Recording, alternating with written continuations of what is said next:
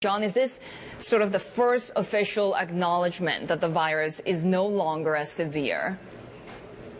It is a very public acknowledgement by the lady who has been in charge of the COVID response since day one, Vice Premier Sun Chun-lan. She is, of course, set to retire in March, but until then, she is the Vice Premier in charge of the COVID response, and her saying this is significant. It doesn't mean that the policy is changing right now, but it does show a significant change in the way that the policy-making bureaucracy is thinking about the virus. She is saying that as the virus becomes less pathogenic, as vaccination rates go up, we need to change the way we deal with it.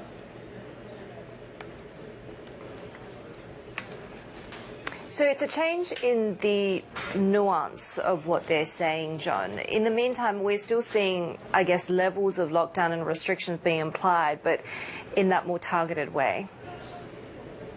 Well, there are some caveats in what she's saying, right? She's saying as it becomes less pathogenic and as we get vaccination rates up.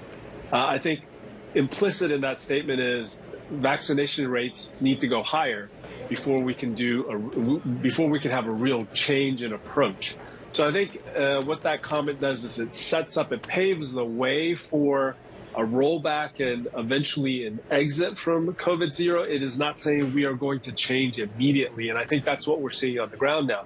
We're starting to see tweaks to the testing requirements. We're starting to see tweaks to lockdowns, but still, as infections go up, those are tools that officials continue to use.